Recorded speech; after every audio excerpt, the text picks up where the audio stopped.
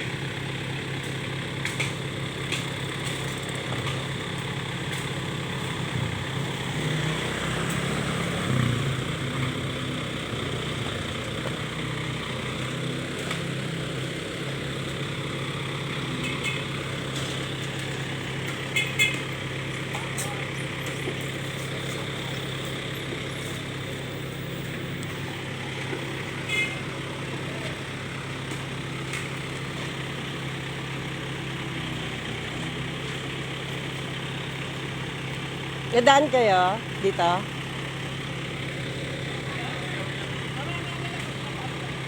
Tasan ba? Ingat lang tayo kaya matatapos naman yung Oo. Ano kasi nag-aalala sa sunog. Talaga naman. Nakadikit, hindi. Kasi daw, ang puno pala kapag malakas ang hangin, kumakaskas yan sa ano. Pwede daw magliyab yan. Paglabas ka, iiyap. Oo. Nangyari kaya, na yan sa amin doon sa sais nga natuluan sa ulan, nangatgat na pala sa yun na nga po yun na nga po. Delikado sunog yan. Kaso itong may tindahan to, walang pangsama yan, ilalagay lang naman sana yung dahon dyan, pansamantala. Mayroon tao nga ayaw nila. No?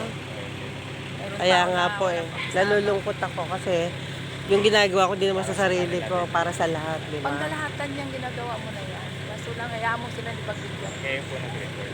Apo, ako na. Kasi delikado talaga yan. Kasi ang tagal na pumatong na nga, sumampay na nga sa kuryente natin Siyempre lahat yan, tuloy-tuloy yan. Ay, dadaloy papunta din yan. Kaya nga po Delikado yan. Siyempre, dapat nagpapaupa pa sila di ba? Sabi ko, papaupa kayo, hindi yung iniisip yung safety ng mga tao. Oo nga. Salamat ate, nakakaintindi kayo. Ay, siyempre naman. Hindi naman pwedeng...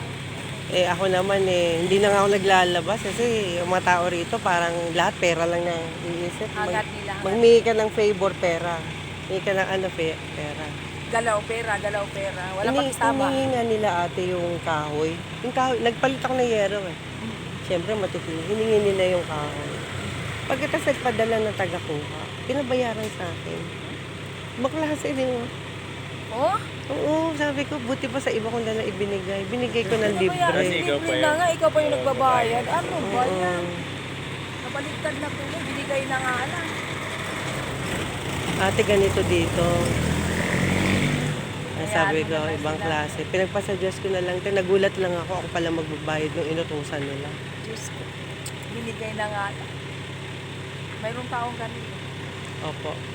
Kasi ikaw yung ikaw yung nagbahakot. Kailangan bayaran mo. Pero sa kanila naman napunta yung Hindi, tao nila yun. Oo nga, sa Tapos kanila pinabayaran. naman Kanila rin yun napunta. Kanila napunta. Yan, malinis na tingnan.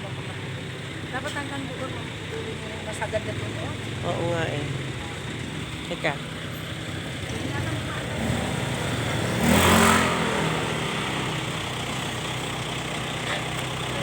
Kuya!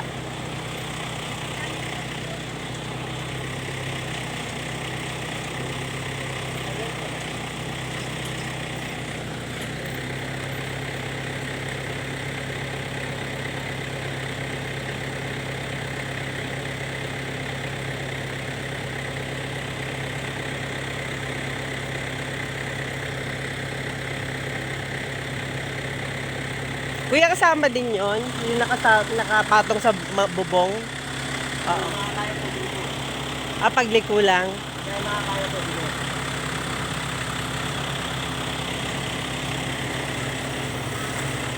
Kasi may... Kaya sa iyo po. Oo, may puno eh.